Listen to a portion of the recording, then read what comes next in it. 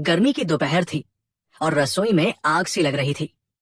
निधि चूल्हे पर रोटियां सेंक रही थी और उसका दुपट्टा पूरे मुंह पर कसकर बंधा हुआ था। पसीना बह रहा था, सांस लेने में तकलीफ हो रही थी, लेकिन फिर भी उसे मुंह ढकना जरूरी था। यही तो नियम था इस गांव का।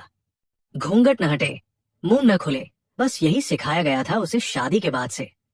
हाय भगवान, इतनी गर्मी में भी ये दुपट्टा छोड़ नहीं सकती।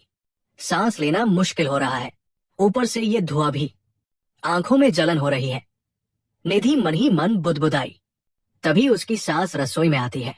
क्या हुआ बहू? रोटियां तो जल रही है, ध्यान कहाँ है तेरा? और ये दुपट्टा थोड़ा और ठीक से बांध ले। ठीक से मुंह ढका नहीं है तेरा। देख, थोड़ा सा नाक दिख रहा है।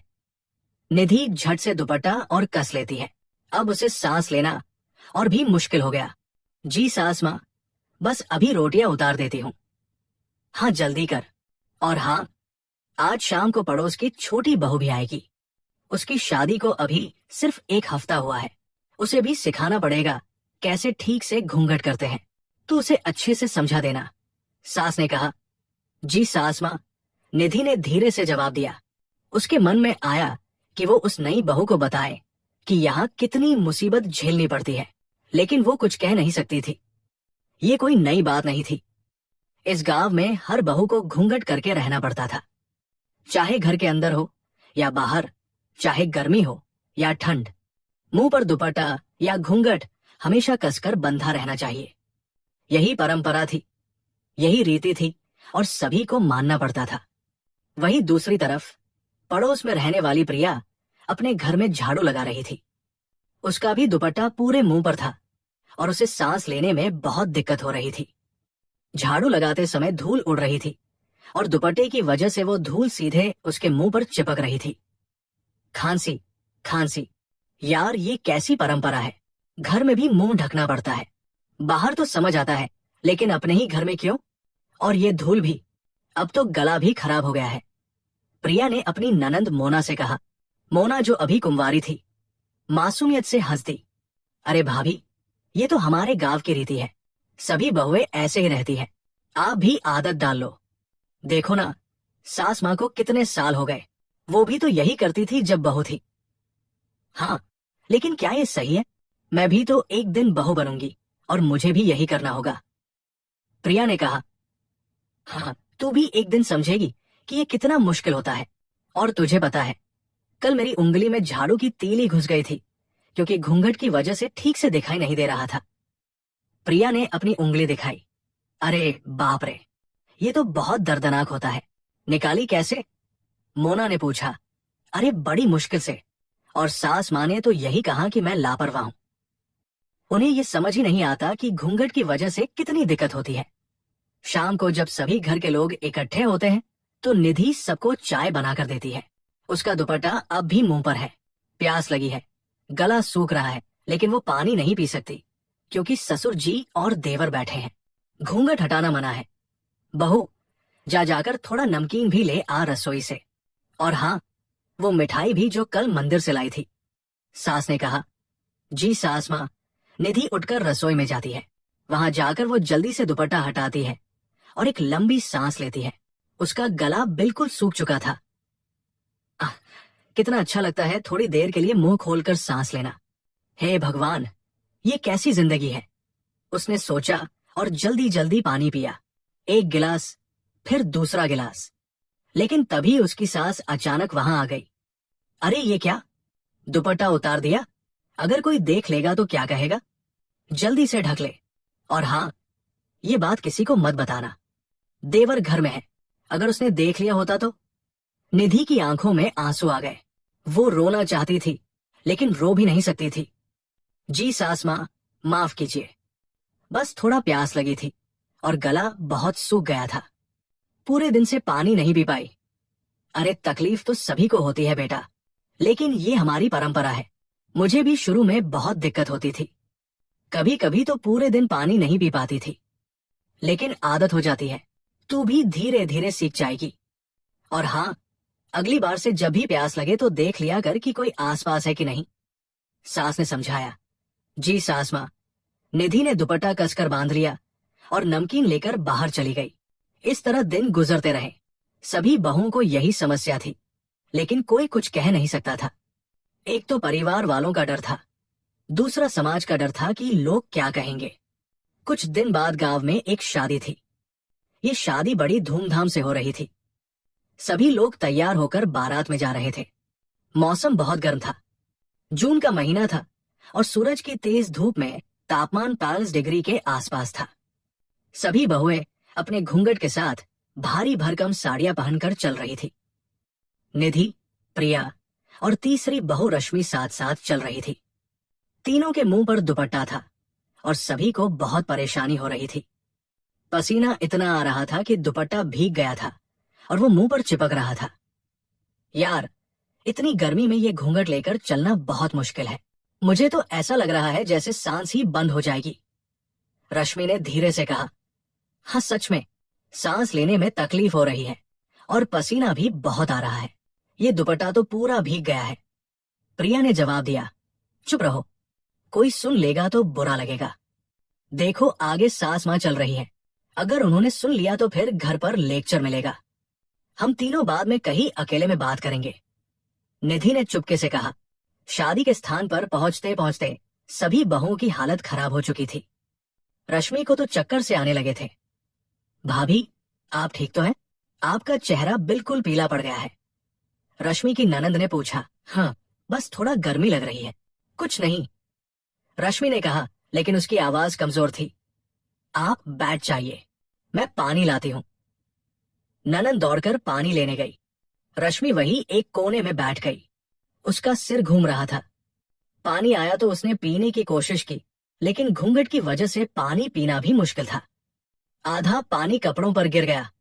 ये कैसे पीऊं? घूंघट हटाऊं तो लोग क्या कहेंगे, रश्मि ने सोचा। निधि और प्रिया भी वहां आ गई। क्या हुआ रश्मि, तुम ठीक तो हो? हाँ, बस गर्मी और घूंघट की वजह से तबीयत खराब हो गई थी, अब थोड़ा ठीक हूं, रश्मि ने जवाब दिया। शादी की रस्में शुरू हो गई। सभी महिलाएं और पुरुष अलग अलग बैठे थे। बहुओं को भी बैठने की जगह दी गई थी, लेकिन घूंघट की वजह से वो मंडप की रस्में ठीक से देख भी नहीं पा रही थी। यार, कुछ भी दिखाई नहीं दे रहा। दुल्हन कैसी दिख रही है? क्या पहना है उसने? प्रिया ने धीरे से निधि से पूछा। मुझे भी ठीक से नहीं दिख रहा, घूंघट की वजह से बस थोड़ा थोड़ा दिखाई दे रहा है, लेकिन लगता है लाल साड़ी पहनी है, निधि ने जवाब दिया। कुछ देर बाद खाना खाने का समय आया। बहुओं को भी खाना परोसा गया, लेकिन घूंघट की वजह से खाना खाने में बहुत दिक्कत हो रही थी।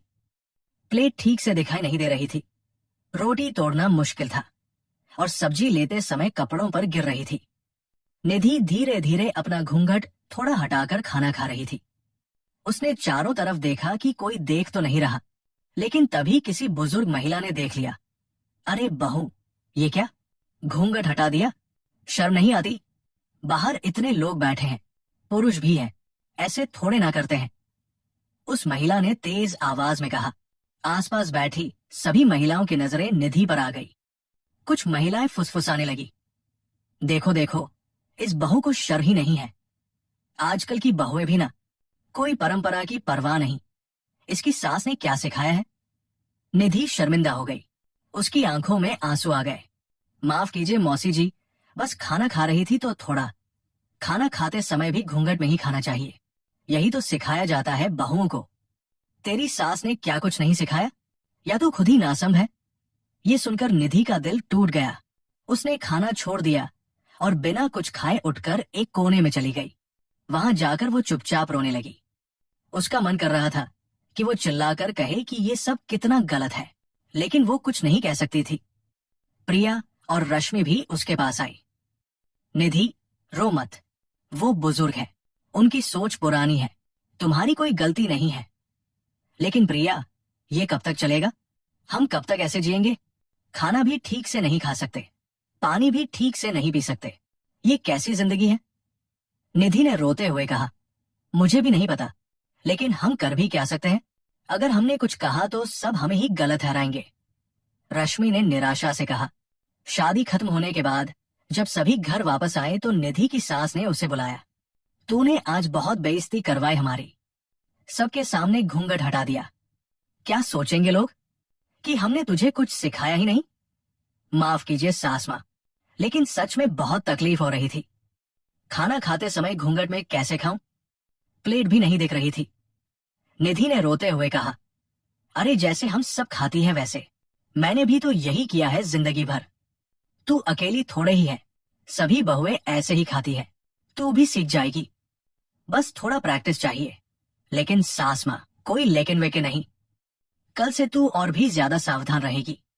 और हाँ, अब पूरे मुंह पर पल्लू रखना, सिर्फ दुपट्टा नहीं, समझी? निधि चुप हो गई। उसके मन में बहुत गुस्सा था, लेकिन वो कुछ कह नहीं सकती थी। वो अपने कमरे में गई और बिस्तर पर लेट गई। उसके पति भी वहां थे। क्या हुआ? मम्मी ने बहुत डांटा क्या? उसके पति राजेश ने पूछा। हाँ, लेकिन मेरी कोई गलती नहीं थी, मैं बस खाना खा रही थी। निधि ने कहा, देखो, मैं समझता हूं कि तुम्हें तकलीफ होती है, लेकिन ये हमारे गांव की परंपरा है। मम्मी पापा को बुरा लगता है अगर कोई इसे नहीं मानता, तो मेरी तकलीफ का क्या? मैं भी तो इंसान हूं। मुझे भी सांस लेने का हक है, मुझे भी ठीक से खाने का हक है। निधि ने गुस्से से कहा, अरे इतना गुस्सा क्यों हो रही हो? धीरे धीरे आदत हो जाएगी।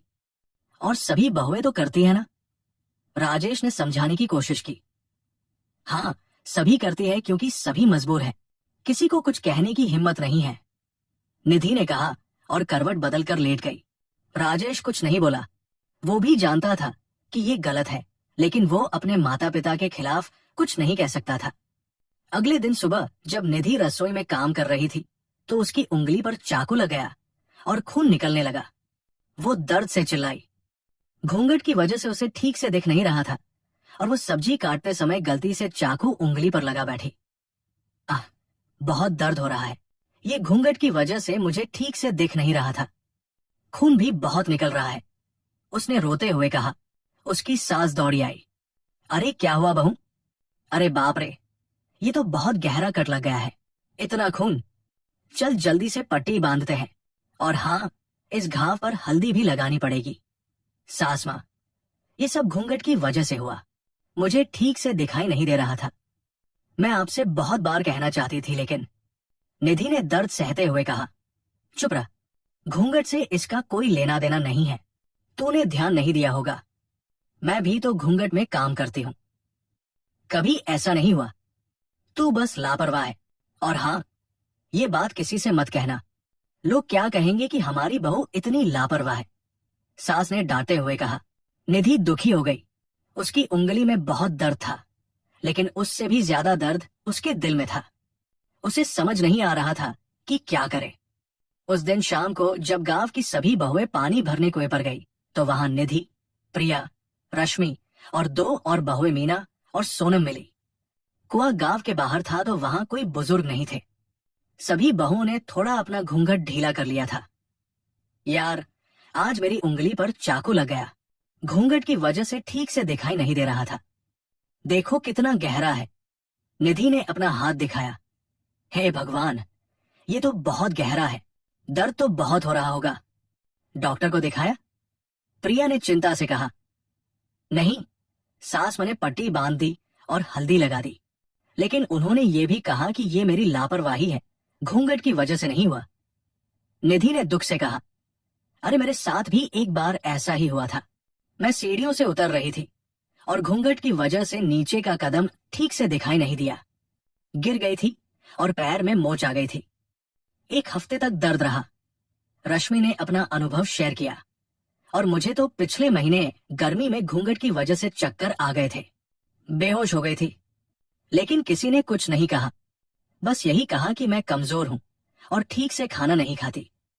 मीना ने अपनी कहानी बताई। मुझे तो एक बार आग की लपट लग गई थी। घूंघट की वजह से दिखाई नहीं दिया कि चूल्हे की लपट कितनी ऊंची है। हाथ जल गया था, अभी भी निशान है, देखो। सोनम ने अपना हाथ दिखाया जिस पर जलने का निशान था। सच में बहनों, ये बहुत गलत है।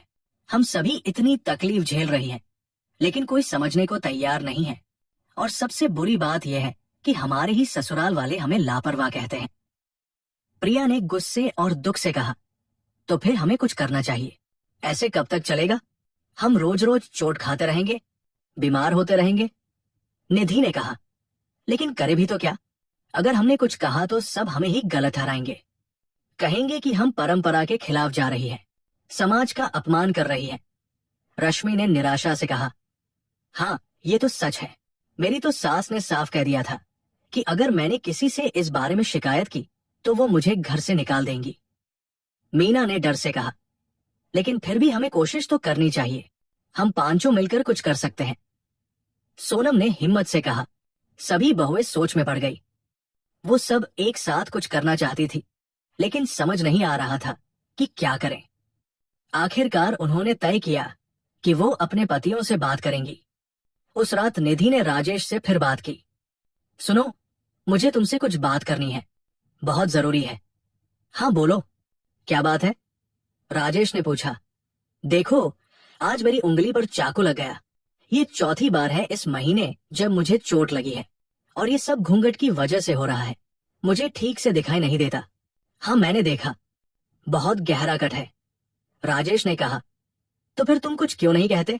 तुम्हारी पत्नी को चोट लग रही है और तुम्हें कोई फर्क नहीं पड़ता? निधि ने गुस्से से कहा, अरे फर्क तो पड़ता है, लेकिन मैं कर भी क्या सकता हूं? ये तो हमारे गांव की परंपरा है। परंपरा, परंपरा, परंपरा, बस यही एक शब्द सुनती हूं मैं। क्या परंपरा किसी की जान से भी ज्यादा जरूरी है? कल को अगर मुझे कुछ हो गया तो? निधि रोने लगी। राजेश को पहली बार एहसास हुआ कि बात कितनी गंभीर है। ठीक है, मैं सोचता हूं, शायद मम्मी पापा से बात करूं। नहीं, सिर्फ सोचना नहीं, कुछ करना होगा। और सिर्फ तुम्हें नहीं, गांव के सभी पुरुषों को अपनी बीवियों के बारे में सोचना होगा, निधि ने कहा। अगले कुछ दिनों में सभी बहुओं ने अपने अपने पतियों से बात की। धीरे धीरे पतियों को भी एहसास होने लगा कि ये सच में एक समस्या है। लेकिन तभी एक दिन बहुत बड़ी घटना हो गई। गांव के बाहर मेला लगा हुआ था। ये साल का सबसे बड़ा मेला था और पूरा गांव वहां गया था। सभी बहुएं भी अपने परिवार के साथ मेले में गई थी। मेले में बहुत भीड़ थी। हर तरफ दुकानें थी, झूले थे, खाने पीने की चीजें थी। लेकिन सभी बहुओं को कुछ भी ठीक से दिखाई नहीं दे रहा था, क्योंकि उनके मुंह पर घूंघट था। निधि, प्रिया और रश्मि साथ साथ घूम रही थी। उनके पति और बाकी परिवार वाले आगे पीछे चल रहे थे। यार, इतनी भीड़ में घूंघट लेकर चलना बहुत मुश्किल है। मुझे तो डर लग रहा है कहीं धक्का लगकर गिर न जाऊं, प्रिया ने धीरे से कहा। हाँ मुझे भी। और ये मेला तो देखने आए हैं, लेकिन हमें कुछ भी ठीक से दिखाई नहीं दे रहा, रश्मि ने जवाब दिया। तभी अचानक भीड़ में धक्का मुक्की हो गई। कोई झूले की तरफ भाग रहा था और लोग एक दूसरे को धक्का दे रहे थे। निधि का संतुलन बिगड़ गया। घूंघट की वजह से उसे सामने दिखाई नहीं दे रहा था और वो गिरने ही वाली थी कि किसी ने उसे पकड़ लिया। संभल कर बेटा, यहाँ बहुत भीड़ है, गिर जाती तो चोट लग जाती। एक महिला ने उसे संभाला। थैंक यू आंटी जी, घूंघट की वजह से मुझे ठीक से दिखाई नहीं दे रहा था, वरना संभल जाती, निधि ने राहत की सांस लेते हुए कहा। वो महिला ध्यान से निधि को देखने लगी। फिर उसने देखा कि बाकी बहुएं भी घूंघट में थी। वो महिला करीब 45 से 50 साल की थी, सफेद कुर्ती पैंट पहने हुई थी और बहुत आत्मविश्वास से भरी लग रही थी। बेटा, तुम सब कहां से हो? किस गांव से? उस महिला ने प्यार से पूछा। हम नीलगांव से हैं आंटी जी, यहाँ से करीब 5 किलोमीटर दूर है, प्रिया ने जवाब दिया। अच्छा, नीलगांव, मैंने उस गांव का नाम सुना है। मुझे लगता है कि उस गांव में बहुओं को हमेशा घूंघट में रहना पड़ता है, क्या ये सच है? महिला ने पूछा। सभी बहुएं एक दूसरे को देखने लगी।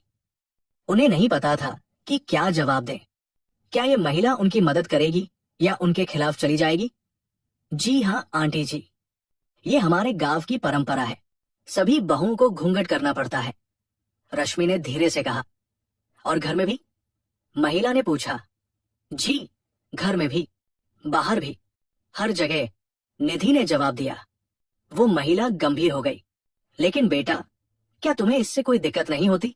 मेरा मतलब है, काम करते समय, खाना खाते समय, चलते फिरते समय। सभी बहुएं फिर एक दूसरे को देखने लगी। उन्हें लग रहा था कि ये महिला सच में उनकी बात समझना चाहती है। जी, बहुत दिक्कत होती है आंटी जी, लेकिन ये हमारी परंपरा है तो हमें मानना पड़ता है, निधि ने कहा। वो महिला ने गहरी सांस ली। देखो बेटियों, मेरा नाम पूजा शर्मा है। मैं एक सोशल वर्कर हूँ और महिलाओं के अधिकारों के लिए काम करती हूँ। पिछले 20 सालों से मैं ऐसे ही गांवों में जाती हूँ जहाँ महिलाओं के साथ अन्याय होता है और उन्हें उनके हक दिलाने की कोशिश करती हूँ। ये सुनकर सभी बहुओं की आंखों में उम्मीद की किरण जगी। सच में आंटी जी, आप महिलाओं के लिए काम करती हैं? मीना ने उत्सुकता से पूछा, जो अब वहां आ गई थी। हाँ बेटा, और मैं समझ सकती हूँ कि तुम्हें कितनी तकलीफ होती होगी। मैंने ऐसे कई गांव देखे हैं जहां बहुओं के साथ अलग अलग तरह के अन्याय होते हैं। कहीं उन्हें पढ़ने नहीं दिया जाता, कहीं नौकरी नहीं करने दी जाती, कहीं घूंघट में रखा जाता है। लेकिन धीरे धीरे चीजें बदल रही हैं। लेकिन हमारे गांव में तो कोई बदलाव नहीं आएगा आंटी जी। यहाँ सब बहुत पुराने विचारों के हैं। अगर हमने कुछ कहा तो हमें ही गलत ठहराया जाएगा, सोनम ने निराशा से कहा। पूजा शर्मा मुस्कुराई। उसकी मुस्कुराहट में आत्मविश्वास था। बेटा, मैंने ऐसे कई गांव बदले हैं। बदलाव मुश्किल जरूर है, लेकिन नामुमकिन नहीं। अगर तुम चाहो तो मैं तुम्हारी मदद कर सकती हूँ। मैं तुम्हारे गांव आ सकती हूँ और वहां के लोगों से बात कर सकती हूँ। सभी बहुओं की आंखों में अचानक चमक आ गई। क्या सच में उनकी जिंदगी बदल सकती है? सच में आंटी जी, आप आएंगी हमारे गांव और लोगों को समझाएंगी? प्रिया ने उत्साह से पूछा। हाँ बेटा, बिल्कुल। लेकिन इसके लिए मुझे तुम्हारे गांव के सरपंच या किसी बड़े बुजुर्ग से बात करनी होगी।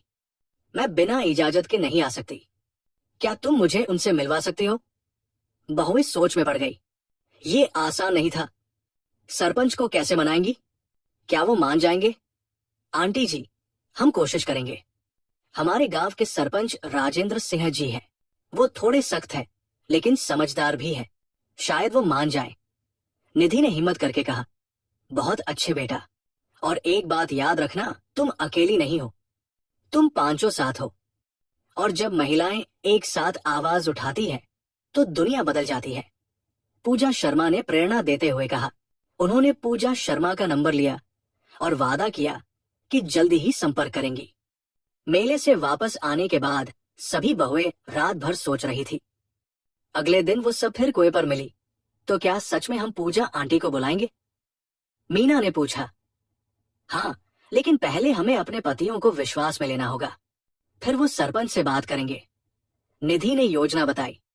लेकिन अगर किसी ने मना कर दिया तो? सोनम ने डर से पूछा। तो हम फिर से कोशिश करेंगे, हार नहीं मानेंगे। ये हमारी जिंदगी की बात है, प्रिया ने दृढ़ता से कहा। उस रात सभी बहुओं ने अपने अपने पतियों से गंभीरता से बात की। निधि ने राजेश से कहा, सुनो, मेले में हमारी मुलाकात एक सोशल वर्कर से हुई थी। उनका नाम पूजा शर्मा है। वो महिलाओं के अधिकारों के लिए काम करती है। वो हमारे गांव आकर सभी से बात करना चाहती है। क्या? Social worker? ये तो बहुत बड़ी बात है। मम्मी पापा मानेंगे? राजेश हैरान हो गया। पता नहीं, लेकिन तुम्हें उन्हें समझाना होगा। देखो मेरा हाथ अभी भी ठीक नहीं हुआ। कल फिर रसोई में काम करते समय उंगली में चोट लग गई। ये रोज का होने लगा है। राजेश ने निधि का हाथ देखा। वाकई में कई निशान थे। उसे पहली बार गंभीरता से एहसास हुआ। ठीक है, मैं कल प्रिया के पति संजय और रश्मि के पति विक्रम से बात करूंगा। हम तीनों मिलकर सरपंच जी से बात करेंगे, राजेश ने फैसला किया। अगले दिन तीनों पति सरपंच के पास गए। नमस्ते सरपंच जी, हमें आपसे कुछ जरूरी बात करनी है, राजेश ने कहा। आओ बेटा, बैठो। क्या बात है? सरपंच राजेंद्र सिंह ने पूछा। सरपंच जी, बात यह है कि हमारी बीवियों को घूंघट करने में बहुत दिक्कत हो रही है।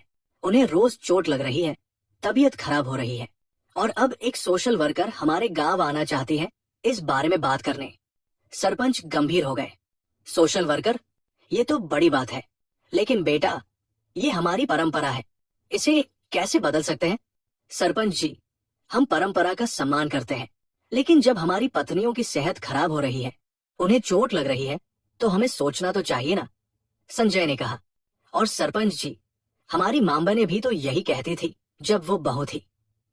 सिर्फ उन्होंने कभी आवाज नहीं उठाई, विक्रम ने जोड़ा। सरपंच सोच में पड़ गए।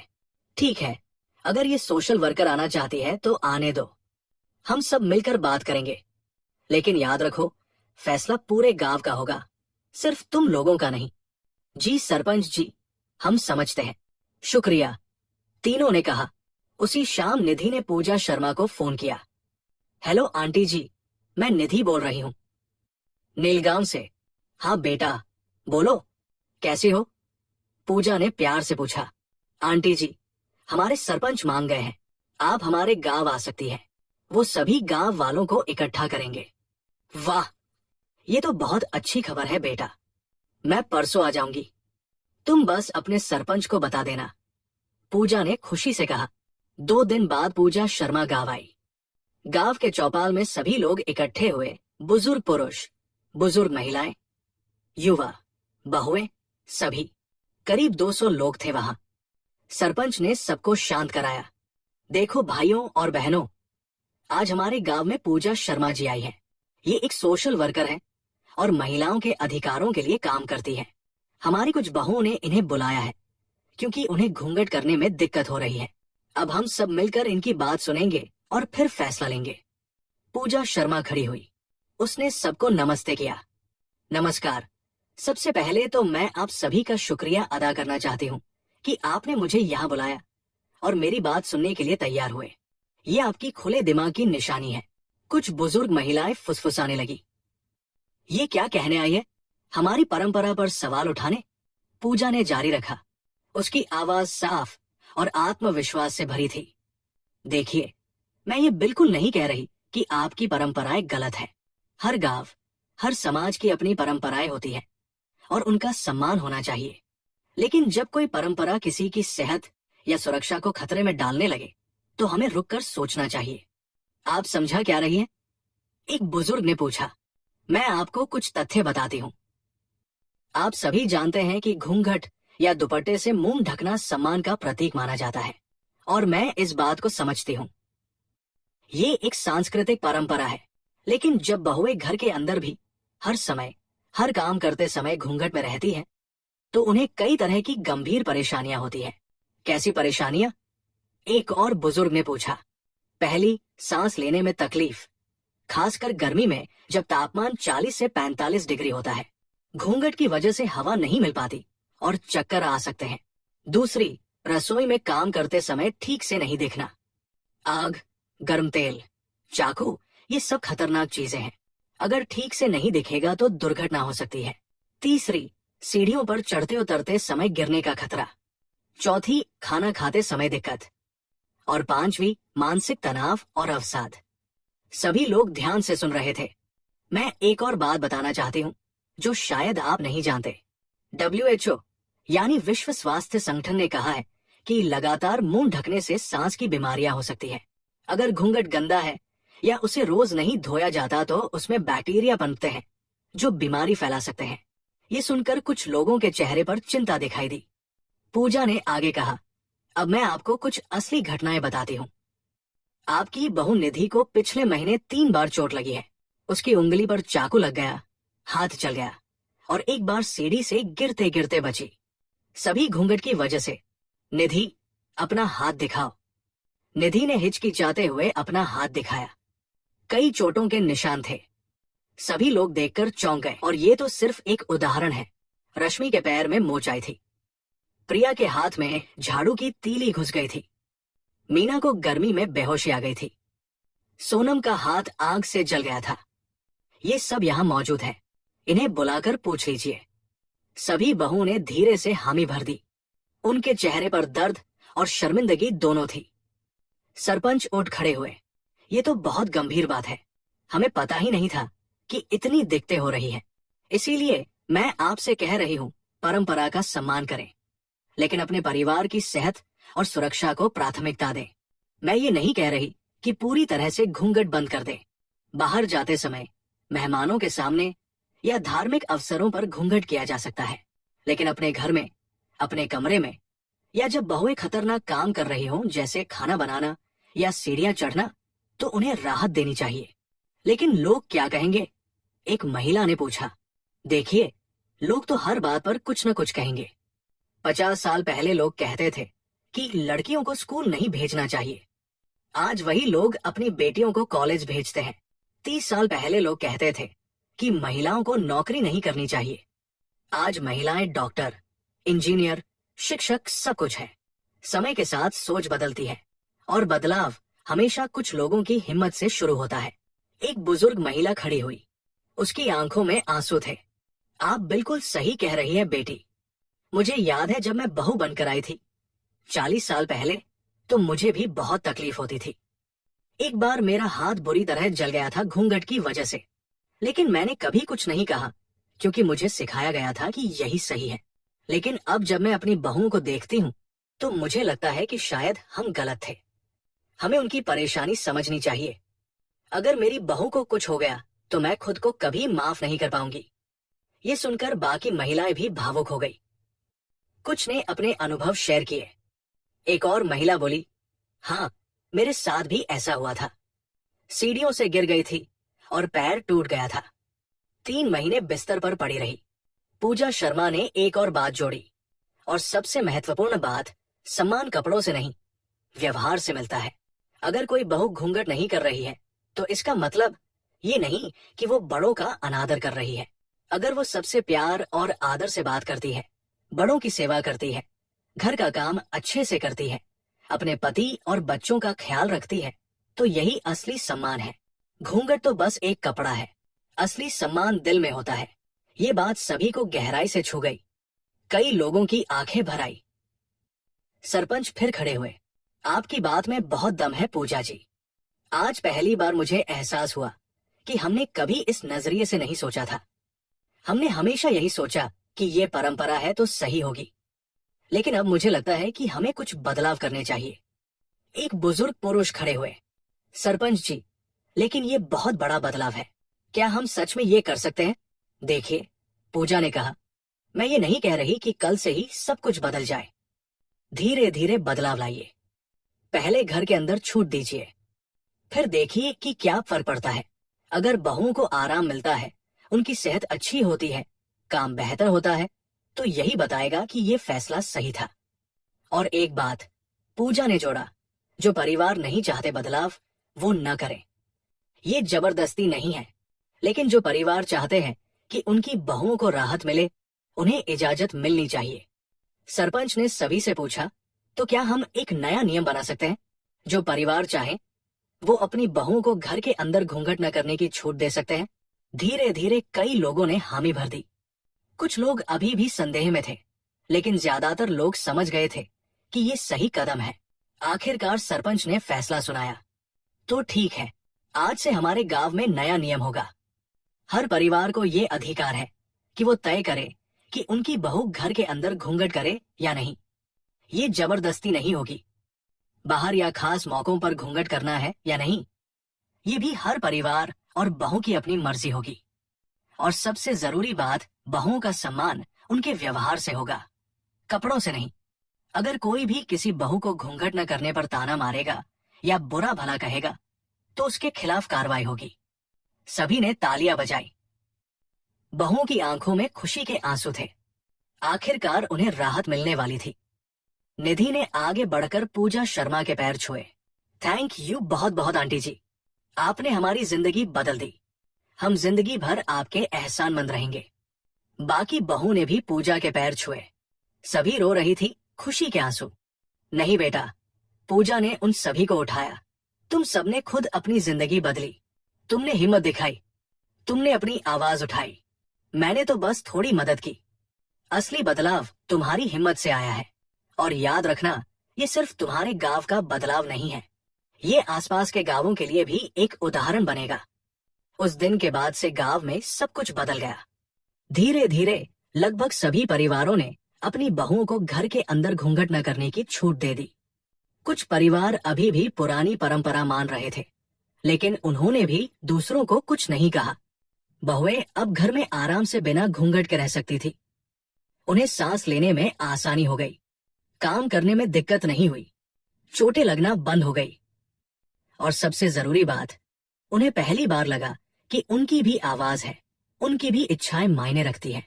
कुछ हफ्ते बाद निधि रसोई में खाना बना रही थी। इस बार उसके सिर पर सिर्फ दुपट्टा था, मुंह पूरी तरह खुला था। वो आराम से सांस ले रही थी, गा रही थी और काम भी अच्छे से कर पा रही थी। उसकी सास वहां आई। बहू, खाना बन गया? जी सास माँ, बस हो ही गया। आज मैंने पनीर की सब्जी बनाई है, आपकी पसंदीदा। निधि ने मुस्कुराते हुए कहा। वाह बेटा, अच्छा लग रहा है ना? अब आराम से काम कर पा रही हो? सास ने प्यार से पूछा। जी बहुत अच्छा लग रहा है सास माँ, और सच में अब मुझे काम करने में भी आसानी हो गई है। ठीक से दिख रहा है सब कुछ, कोई चोट भी नहीं लग रही। सास की आंखों में भी आंसू आ गए। हाँ बेटा, मुझे भी अब समझ आया कि हम कितना गलत कर रहे थे। हमें तुम्हारी तकलीफ समझनी चाहिए थी। माफ करना बेटा। नहीं सास माँ, आप माफी मत मांगिए। आपने तो वही किया जो आपको सिखाया गया था। अच्छा है कि अब बदलाव आ गया, निधि ने कहा। शाम को जब सभी बहुएं कुएं पर मिली तो सभी के चेहरे पर खुशी थी। वो सब बिना घूंघट के थी और खुलकर हंस बोल रही थी। यार, आज कितना अच्छा लग रहा है। पूरे दिन एक बार भी घूंघट नहीं करना पड़ा, जैसे कोई बोझ उतर गया हो। प्रिया ने खुशी से कहा। हाँ, और काम भी कितना आसान हो गया। अब सब कुछ साफ दिखाई देता है, कोई डर नहीं रहा कि चोट लग जाएगी। रश्मि ने हंसते हुए कहा। सच में हमने मिलकर एक बड़ा बदलाव ला दिया। अगर हम में से किसी एक ने हिम्मत नहीं की होती तो आज भी हम वैसे ही जी रहे होते, मीना ने कहा। और सबसे अच्छी बात यह है कि अब हमारे ससुराल वाले भी समझ गए हैं। कल मेरी सास ने कहा कि उन्हें भी बहू के समय बहुत तकलीफ होती थी, लेकिन उन्होंने कभी कुछ नहीं कहा। वो अब खुश है कि हमारी जिंदगी आसान हो गई, सोनम ने बताया। और पूजा आंटी का तो हम जीवन भर शुक्रगुजार रहेंगे। उन्होंने हमें ये समझाया कि सम्मान व्यवहार से मिलता है, कपड़ों से नहीं। ये बात मैं कभी नहीं भूलूंगी, निधि ने भावुक होते हुए कहा। चलो, अब हमें और भी बहुत से गांवों में ये बदलाव लाना चाहिए। शायद हम भी पूजा आंटी की तरह दूसरी जगह जाकर बहुओं की मदद कर सकें। हमारी कहानी दूसरों के लिए प्रेरणा बन सकती है। प्रिया ने कहा हामी भरी। हाँ बिल्कुल, हम अपनी कहानी दूसरे गांवों में शेयर करेंगे, और जब भी कोई बहू हमसे मदद मांगेगी हम उसकी मदद करेंगे। और सबसे जरूरी बात, निधि ने कहा, जब हमारी बेटियां बड़ी होंगी और शादी करेंगी तो हम उन्हें ये जरूर सिखाएंगे कि उनकी भी आवाज है। उन्हें कभी चुप नहीं रहना चाहिए अगर कोई गलत हो रहा है। परंपरा का सम्मान करो, लेकिन अपने हक की लड़ाई भी लड़ो। सभी ने एक साथ कहा। हाँ बिल्कुल। वो सब खुशी खुशी अपने घरों की तरफ चल दी। उनके कदमों में एक नई ऊर्जा थी, चेहरों पर नई रौनक थी और दिल में एक नई उम्मीद थी। इस तरह एक छोटे से गांव में एक बड़ा बदलाव आया, और ये बदलाव आया कुछ बहादुर बहुओं की हिम्मत से, एक समझदार सोशल वर्कर की मदद से और एक खुले दिमाग वाले गांव के फैसले से। आज नीलगांव की बहुएं खुशी से जी रही थी। उन्होंने साबित कर दिया था कि जब महिलाएं एक साथ आती हैं और अपनी आवाज उठाती हैं तो कोई भी परंपरा, कोई भी बंधन उन्हें रोक नहीं सकता। और सबको समझ आ गया था कि असली सम्मान दिल में होता है, कपड़ों में नहीं। असली परंपरा वो है जो सबकी भलाई के लिए हो, किसी की तकलीफ के लिए नहीं। पूजा शर्मा ने जाते समय कहा था, याद रखना बेटियों, तुमने जो किया है वो सिर्फ तुम्हारे लिए नहीं, आने वाली पीढ़ियों के लिए भी है। अब तुम्हारी बेटियां, तुम्हारी पोतियां एक बेहतर जिंदगी जिएंगी, और यही तो असली बदलाव है।